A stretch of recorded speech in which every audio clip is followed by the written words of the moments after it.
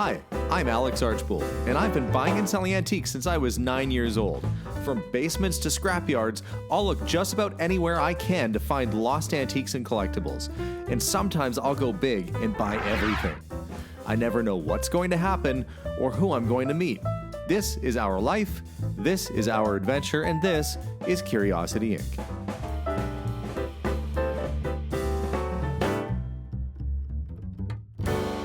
Hey guys, and welcome to today's episode. Well, I just got done emptying out all the boxes that were in my garage so I can actually see my motorcycles and stuff again. But then I got another call to go to an estate. It was a hoarded house, but they weren't prepared to sell everything in there, which is probably a blessing in disguise because frankly, I'm still recovering from that last, 2 collections that I bought.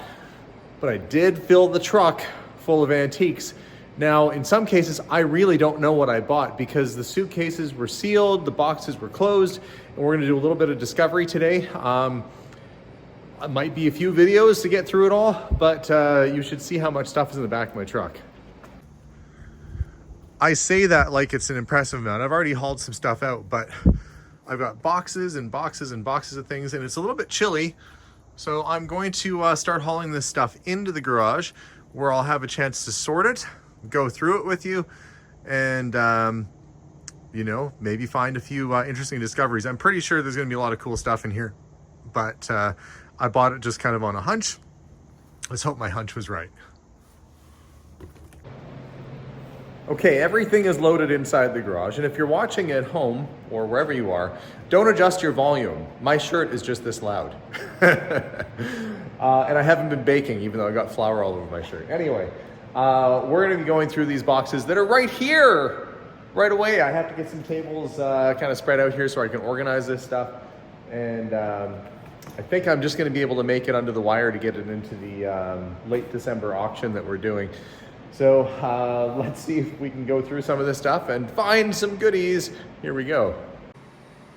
I wish I could have taken you guys into the house where this stuff all came from because it was a hoarded house. It would have been a great adventure, but the people looking after the estate did not want the home itself on camera, so I couldn't go and show you where I found all this stuff, but you can imagine, like every other sort of hoarded house I've been through, this was not much different. Very full, very cluttered, but I think I found some gems. The first thing I want to show you actually is this.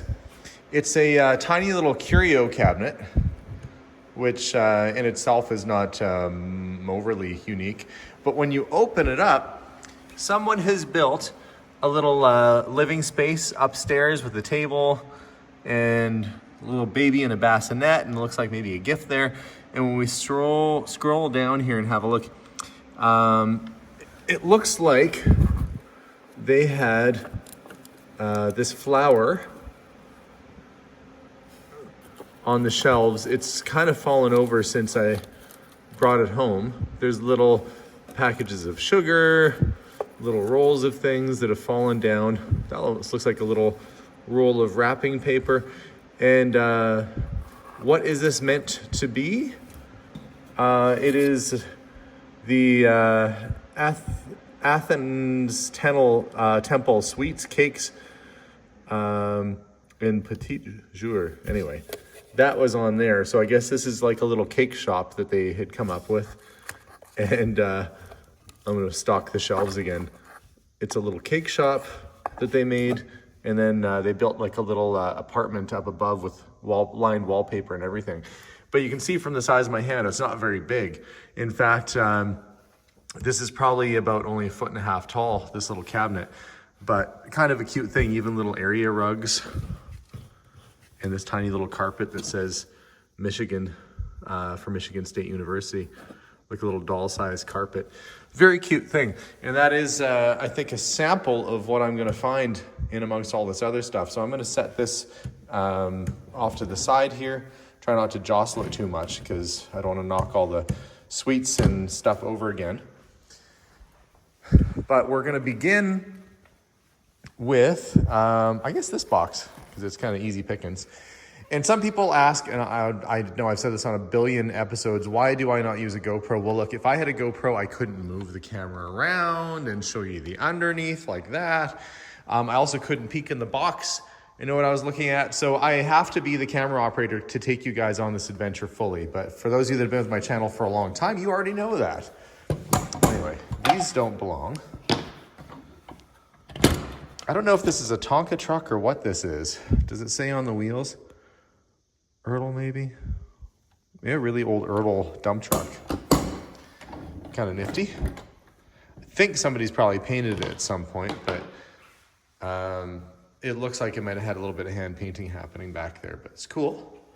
So we've got a pressed steel Erdl truck. Take this out.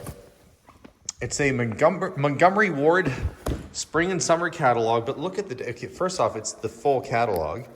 Department store catalogs are super fun to go through.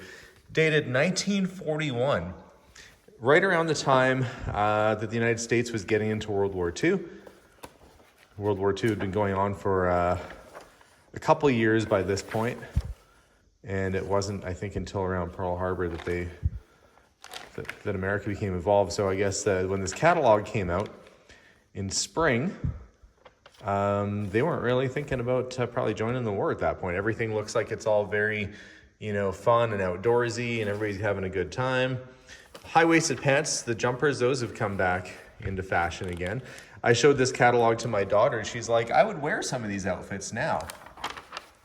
And the nice thing about looking through a catalog like this is if you want to see just how people were dressing at the time, if you wanted to replicate that for a movie or a play, or if you just want to be like 1940s girl, you can get a catalog like this and pick an outfit and make it, see how they did their hair. It's pretty cool. Of course, the further you go into the catalog, you get into the guy stuff. Look, big difference. The ladies are all sort of done up and looking nice and polka dot. What do you have, the man? There's your fella right there. But that's advertising work boots. I imagine, there you go. There's your Dapper Dans right there. And the kids, high chairs, pretty much everything you can imagine. You used to be able to buy so much stuff at a department store, everything really, that you could think of, from threads to fabrics to carpets. Everything a person could possibly ever need could be purchased through a department store. Even racing tires, apparently. Tractor tires. In the old Eaton's catalogs here in Canada, and I'm not sure about these catalogs, but you could order, well, there you go, there's windows, but you could order complete house kits. And they had catalog kits for building a whole home. It would just show up on a train, every bit of lumber and every bit of wood that you would need. Anyhow, catalogs like that are not super easy to come by, so pretty cool when you find one from the early 40s like this, and it's all intact and just a really neat reference piece to our past. Back in the box, we have, this is an RCMP doll. You can see by his patch on his shoulder.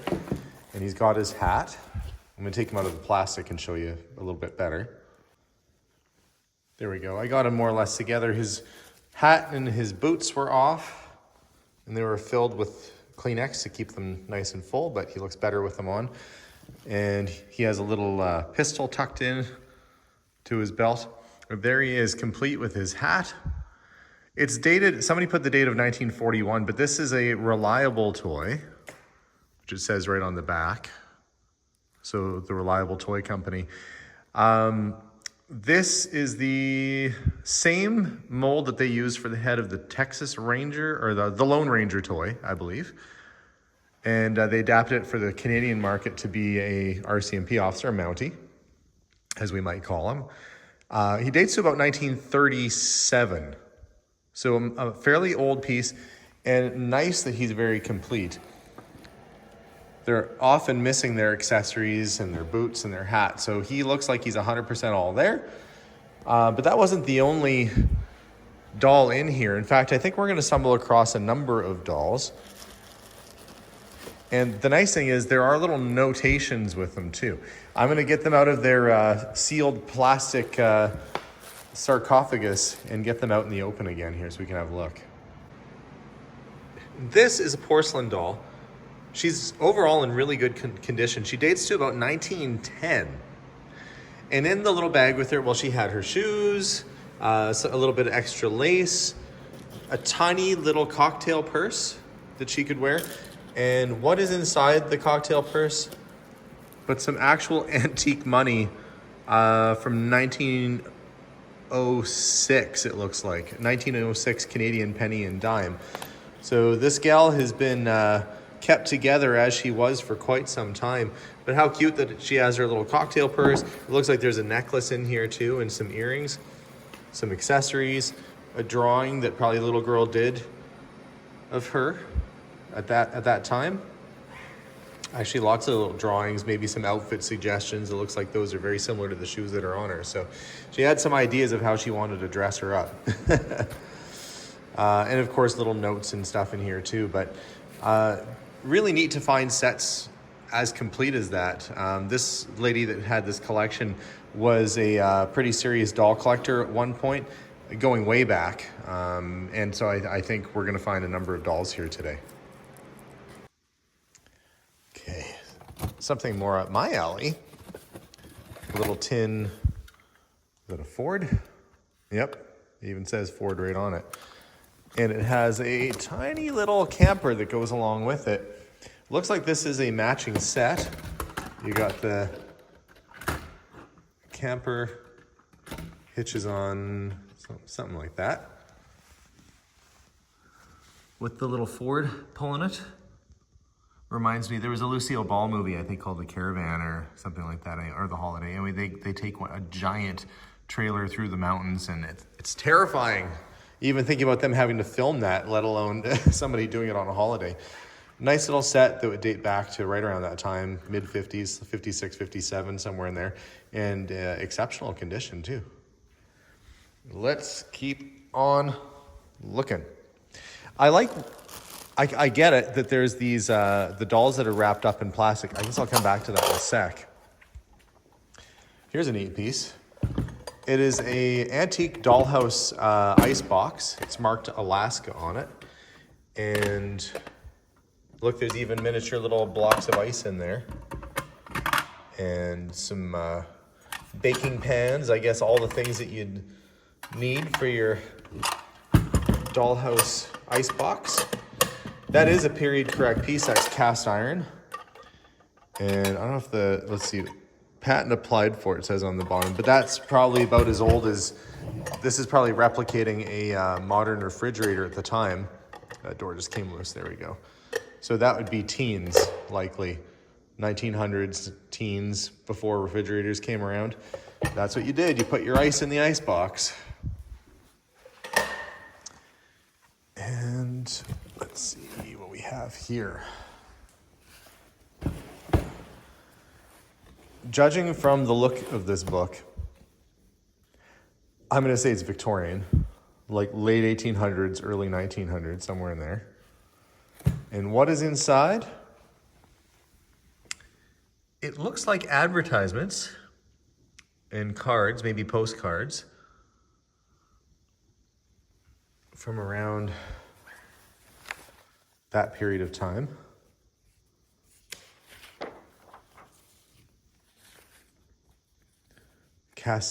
Cascado mineral water. Maybe these are bottle labels, some of them too. Posson Seed Store. Funder Oregon Blood Purifier. Funders is the best. Funders Oregon Blood Purifier. Compliments of Russell & Co., Portland, Oregon. So a lot of stuff from Oregon in this area. But again, this is really old. This is going way back there. You can see some of the cards have fallen out over the years or somebody's taken them out. Here's one that fell out, but it's still there. Is it a postcard? No, it doesn't say. Any little advertisements. Use Mountain Buds tea and the U.S. Cruiser Charleston.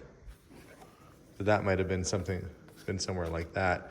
There's a children's shoe store advertisement. You can see the toes missing off the shoe there, but that is an early button style boot.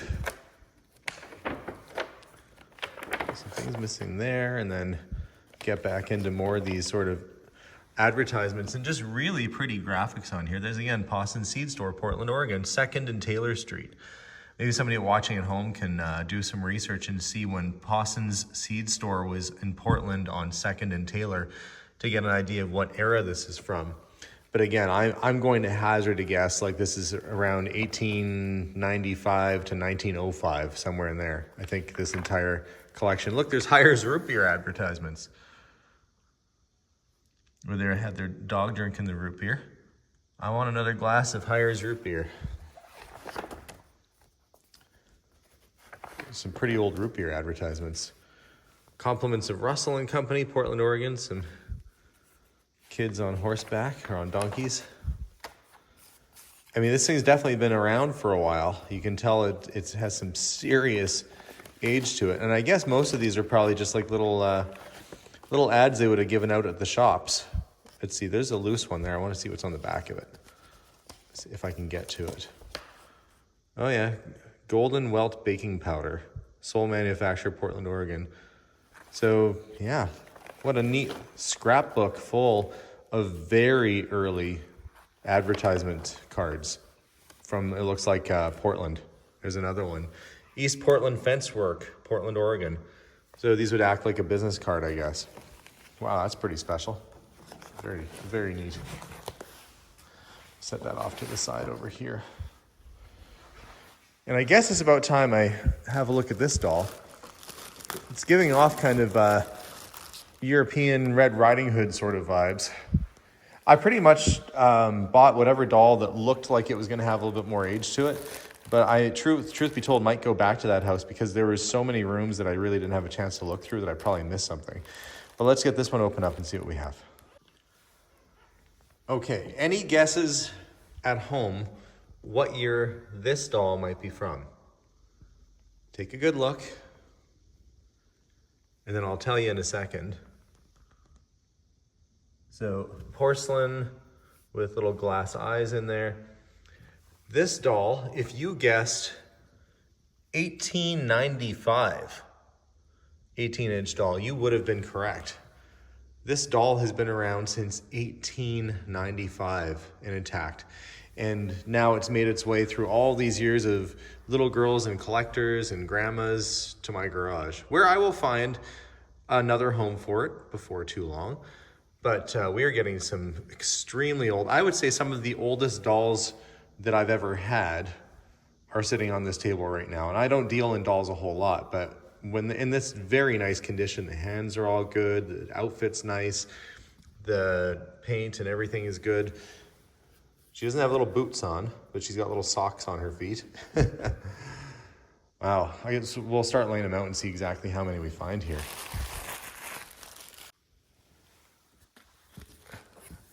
If there are doll collectors out there right now, I guarantee they'd probably want to be hanging out with me here. This is a little fella with short orange hair. No outfit. Well, he's got sort of this jointed body, articulated body, but there's a picture of a kid that looks just like him on the back. So was this perhaps an advertising piece maybe? Little Jack Horner? Maybe, I don't know, he's eating pie. But he would have, it looks like a little sailor suit on at some point. Let's open up the bag and see what the notes say inside. Like the other doll, there was a drawing of perhaps what his accessories were meant to be, should they find them. It looks like a little sailor outfit with a kite and a boat and a ball. A little sailor hat. I guess maybe that was an inspiration picture. This doll, it says, is dated 1919 to 1929 in Germany. Huebach Kuppelsdorf. And it's a 12 1/4 inch doll.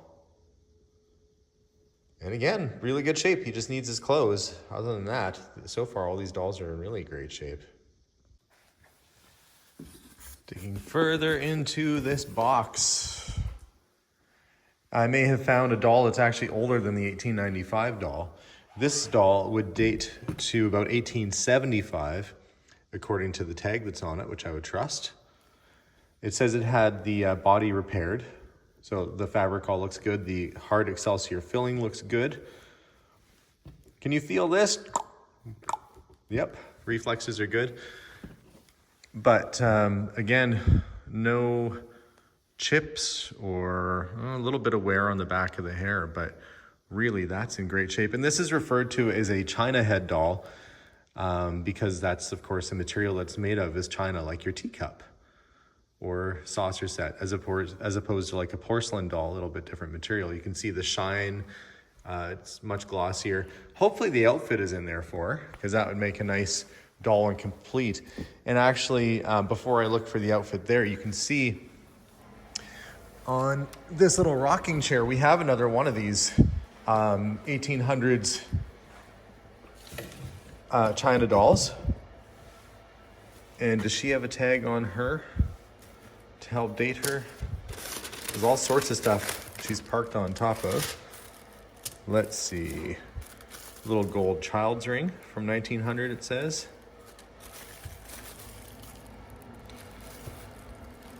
Yeah, this would be similar in age based on the hairstyle and the outfit. That's going to be like 1855 to 1875. Probably not that far off. Well, actually, this rocker is probably a little bit newer, but she's sitting on this chair and I can't even take her off the chair. Oh, there it is, 1875. Old body, 4-inch head, 18-inch body. So she's been tied onto that chair, obviously, so she can't get rocked off of it. I'm going to release her from her chair so that she can be free and we can give her a little bit of a dusting, because look how much dust has built up on her over the years. But super, super shape. Might actually just get a little compressed air and blow that off. She's pretty dusty, but dress is there, everything is there. Gave her a little bit of a dusting. Can you see that? Floating around. It's like the ghost of the doll has taken off. But she's really in remarkably good condition considering how old she is. It was just a little dusty, just a lot dusty. Probably been sitting in that same spot for 50 years where I found her. So I'm gonna cut her free. I'm gonna cut this little string off. There we go. And she's free from that chair where she sat for who knows how long. There we go. You can come hang out with your buddies over here. Maybe I'll move this car and trailer out of the way. There we go. There we go. You can see the head size, the difference there, but similar age. Right, I was gonna look and see if I had clothes for her in this box.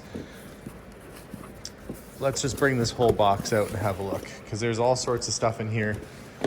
And if I'm lucky, well, there's another body.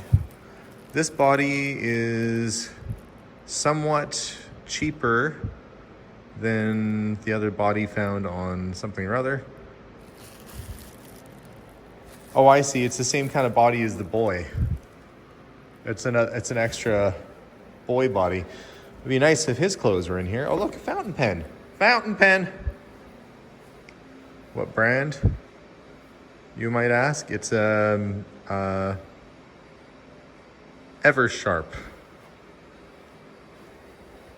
Cool.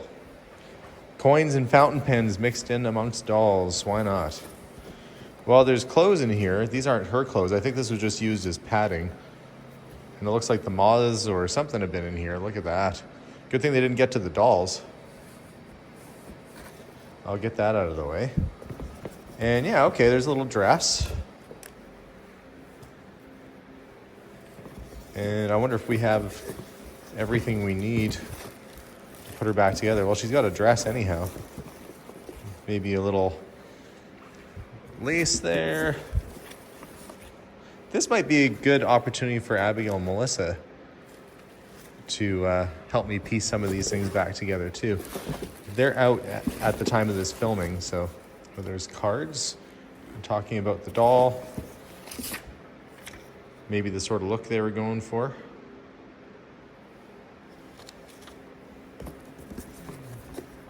Bisque German boy doll by Ernst Koppeldorf with old cloth body, 1920s. Okay, that's for that. I don't see any other clothes in here. Let me keep looking though. Nope, no other clothes in the box, but we did find a little dress for her and some lace and other things, so maybe I'll be lucky enough to find the, I guess I shouldn't say dress, that's the undergarments, but perhaps there is a proper dress in one of these other boxes that'll fit her. We'll keep looking, because that's probably these dolls can be, several $100s and up, especially if they're complete, so it's worth seeing if I can find all the accessories that might go along with her. There. Well, that's one step closer. Keep her aside. Okay. I think we'll just basically go through this one box today. I'll have to do this in a couple videos because there's so much to do and there's so much to see. And everybody always says, Alex, slow down. We want to see everything that you're seeing. There's a little mini bike. Japanese plastic tube handles. Yeah, it's just like a little toy mini bike. 1960s kind of era. It is kind of nice that there's a little note with everything that I've been finding so far. It makes it really a lot easier to unpack and go through these things. Oh, there's a little mildly creepy when I couldn't see the eyes. I thought it was just dark hollow, but the eyes are actually there. Little baby doll with a whole bunch of notes and accessories and booklets in there. I'll leave that packed up for now. I've got some records. What do we have for records? Indiana Jones soundtrack, Empire Strikes Back, Star Wars trilogy, still sealed, from the Utah Symphony Orchestra. It's funny, when I think of a symphony orchestra, I don't usually think Utah. But hey, Stand By Me soundtrack, still sealed. And we've got the E.T. soundtrack in plastic and Return of the Jedi soundtrack. Lots of movie soundtracks. Not sealed. Parade of the Ewoks, Into the Trap. Ooh, that dust is still floating around in the air from before. Hazard of the Job. Look, there's more books. Oh, and a toy car. It's like a 1930s tin plate wind-up car. Scanatran receiver. I'm not familiar with this toy. Is it friction drive? Nope. It's not friction drive. It's just a little metal toy car with a tin base. Don't often get stumped on toy cars, but that's not one that I've seen or had before. Here's another car in the box. That's an AMT model kit. And we'll see if it's in there. Oh, it looks like it, yep. The box description, boys, be good. Opens to the, trying to make out the penmanship here. I think it says the hood opens on it. 1956 Fairlane Sunliner, AMT Inc. Yep. And it's got a little passenger, or a driver perhaps. The steering wheels come loose, but it has a steering wheel. And I guess we'll put her behind the wheel. I don't see anybody else driving this car. Not going to be able to go very far with the steering wheel detached, but anyway, it's neat that it has the original box and the car looks like it's essentially all there. Oh yeah, so the lady was meant to be the driver. And she's visiting some guy who's playing polo. You know, your average afternoon in 1956. Okay, what else do we have in this box? Really old cast iron toy stove from Kenton brand. And Kenton is actually the same maker as the Gene Autry cap gun that I had. This thing looks like you could actually fire it up and make it go. It looks like a real little cast iron stove. It doesn't have the stack, or there should be little not pans, covers that would go here for the oven. So it's missing a couple parts, but that's a heavy piece, and it's American made. That's Kenton made. They started off making stuff like this, and then they ended up doing pretty much cap guns for a really long time. That's a good early American made piece, good early toy. And we've got another little stove here, more 1950s. Geez, this box is gonna tip over on me if I'm not careful because I've thrown off the center of gravity there by taking all the stuff out of one side and not the other. Where's a good place to put this? How about right here? You can see that it plugs in. And it still has the plug-in. That's a 1930s looking cord. So this would be like your first kind of easy bake oven sort of idea. It has a heater element inside of it. It's got that little cake pan. You plug it in and wait, and it looks like you could actually make food in your bedroom. I was listening to a radio show the other day, and the girl on the radio show admitting to having an easy bake oven, but she got as far as mixing the ingredients into a pan, and then she didn't bother waiting for the light bulb to heat it up. She just ate it raw. I don't know if there's any other confessions like that out there. But maybe this one would cook a little faster since it actually has a little heating element inside of it. Neat piece, likely American made, because I'm thinking this is close to pre-war. What does it say on the bottom here? Empire stove from Wisconsin, early to mid 1930s. Yep, curved legs. Yeah, with a design of Pinocchio and the marks of. Where's Pinocchio on it? I just see like little kids sitting at the table. Anyway, neat thing. 1930s working child stove. That's a cool toy. And we're getting down to the bottom of the box here. But we have a couple, it looks like Victorian photo albums. Well, this one says souvenir postcards. West Point, Hudson River, above West Point, Hudson River. Again, we've got really early cards. And these are, Washburn Wire and Rope. So these are like business cards. Care of Mitchell, Lewis, and Staver. I wonder if this is all going to be more of these 1800 sort of advertising cards, which is fine either way because they're super cool. Oh, there's some old Christmas cards. Christmas greetings. So we've got Christmas cards. I'm hoping to see something that's dated. If I get an idea, maybe I can sneak a peek at the back of this. Christmas card 1900 to 1915. Somebody bought it after the fact. Oh, this is quite a few antique Christmas cards in here.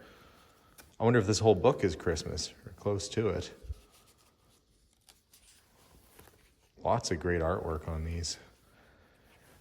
I mean, these cards are old enough that they actually, there's postcard collectors out there that would happily buy these individually and not buy the book. And so it's probably worth more money separated, even though this collection probably took, then we're getting to Easter. This collection probably took a really long time to put together. I can say, especially considering the age of these. There's Valentine's Day. What a sweet little keepsake book this is. And then we've got some black and white photos. So lots and lots of postcards and some early black and white pictures. And it looks like they knew some of these people because, when you write the name of Auntie such and such on there. And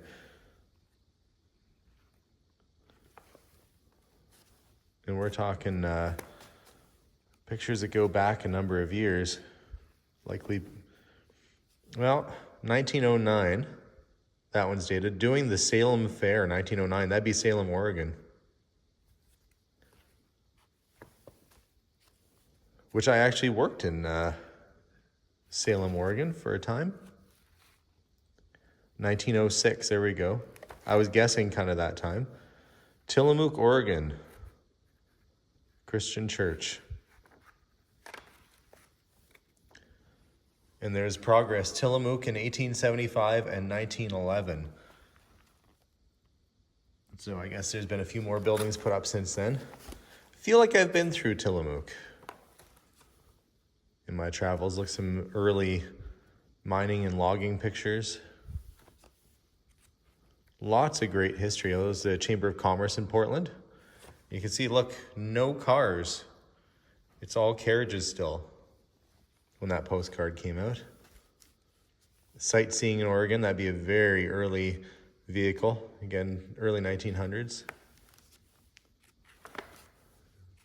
So somebody probably from Oregon is watching this and going, oh, I know all those places. Medical Lake, Washington. Oh, there's some Spokane and Washington images. Boy, it is nice to find, and I don't find it that often, a postcard album that's just this old. It looks like they made a trip through California. Wells near Santa Maria, California. So, oil wells. First wooden house in California, Monterey, California, brought by sailing vessel from Australia. So that was when the first wooden house in California was still there. Not much left of it that time as a landmark that kind of fell by the wayside, but interesting to have a picture of what it looked like. The person never wanted to rebuild it as a historical site. A picture like that would be pretty handy. Be nice one of these days to get like a picture of the Titanic. The pike as seen from the pier at Long Beach. Well, that looks like quite the ride. There's like you scoot yourself up to the top. Maybe you go probably this way, around and around and around and around, and then you get to the top and a little roller coaster right on the beach. Long Beach, California. Early roller coaster stuff. Chicago, these people traveled around a lot. There's postcards from pretty much everywhere in here. Wasn't this fun? What a neat little book that ended up being. A couple of them so far. Early 1900s postcards. There's got to be hundreds and hundreds and hundreds of them in there too. So far, some pretty good finds. We still have 2 more books to look at if you guys are up for it. Maybe we'll do one more because I feel like this video is getting kind of long. And I might save that other book for later. Let's see, is this the front of it? Yes, it is. Let's see. Alpheda, Campbell, and Colin, St. Agatha, 1905, 1906. So this is a scrapbook from 1905. So if you were wondering what was happening, what life was like in America in 1905 or 1906, this is the stuff that a kid would have found interesting at that time. So cowboy scenes, and then you've got Princess Margaret and the Prince of Sweden and Norway. So royalty,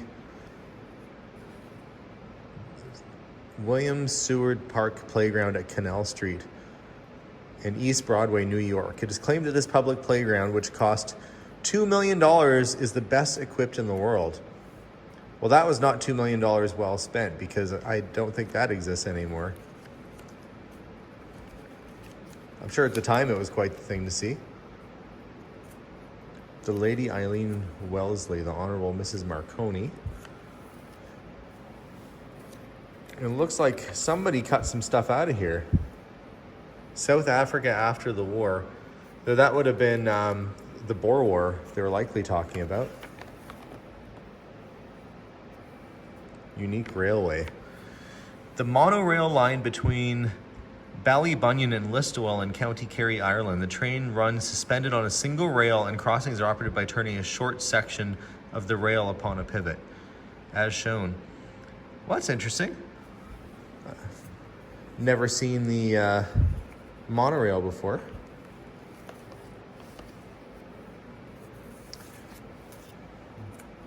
A lot of magazines, a lot of somebody's magazines were were cut up by the kids to make this scrapbook. But I imagine if you weren't using it anymore, and if it wasn't material that was good for wiping, because let's not forget they didn't really have toilet paper until later. That old magazines and newspapers were often the materials of choice. The only cure for stoutness, registered by the government. The Trilene Company. Oh, the most efficient military organization in Canada. Sergeant Major Phillips and a group of company officers. Why do they all look like children? Oh, I see, because it's the Mount St. Louis Cadet Corps. The Duchess of Fife. Kind of, look, that's a mermaid scene. There's the sailors looking over the edge and they see a mermaid in the water. But she looked like she was up to no good. They draw them to their doom. Princess Margaret. Some royal family history. Oh, look, there's automobiles of the time. Children of royalty. Princess Victoria. So how old is this? You think of and Prince Henry of Wales, Prince Albert of Wales, Prince Edward.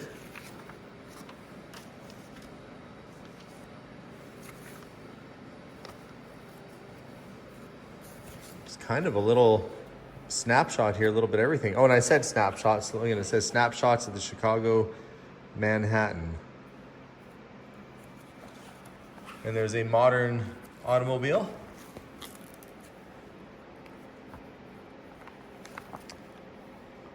Ladies were just so elegant back then. Mind you, overall, they probably smell a little bit better now.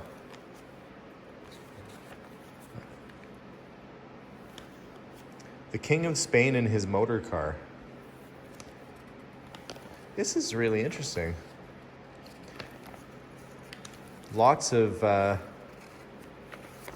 interesting fashion and, historical events that were happening at the time. This book just keeps going and going and going with all sorts of things that were of interest to this young person, whose name was in the book. Penelope, I think her name was. So young Penelope thought that all of these things were quite interesting. And it looks like they had some room to add extra pictures in later that they never did, but they labeled each of their pages, or it was labeled in this book already. A nice early 1900s scrapbook. And I'll get to that book on the next episode because we still have all that to go through. But just out of the one box, we had tons of history. The scrapbook, the antique dolls, going back to the mid to late 1800s, right up to your 1930s. That's actually the newest doll so far, is the 1930s reliable mountie doll, complete. 1930s stove. We've got the souvenir postcards. They're just absolutely stunning. The Tonka truck, the catalog. All sorts of fun, interesting, and unique items. And that's just the beginning. So if you're interested to see what's in the rest of these boxes, you're going to have to tune in and subscribe if you haven't already. And I'll keep going through boxes and you can see what's there. My goal with this stuff is to sell it. So at some point, this stuff will go up for sale. But with some of the more specialized items, I'll have to find the right venue for that. Some of these little bits and pieces will probably go through auction in the near future. But I have a feeling some of these are a little bit better than what I'm used to getting. So I want to make sure that I market them correctly. Anyway, pretty good haul so far today. So guys, thank you very much for watching today's video. I'm gonna need more tables here to start getting stuff cleaned up, sorted, and put away. I'm looking forward to going through the rest of these boxes with you, and I hope you enjoyed this little adventure. I think I'm gonna go back and see if I can get more stuff because these boxes I'm emptying out so far have actually been full of really neat things. So wish me luck that I actually can get some more things. And that, there'll be some more interesting discoveries in future videos. Either way, guys, thanks very much for watching. We'll see y'all soon. Subscribe if you haven't already for more videos and more episodes as we do these unboxings from the States. And as always, of course, bye for now. Bye, everybody. Have a great day.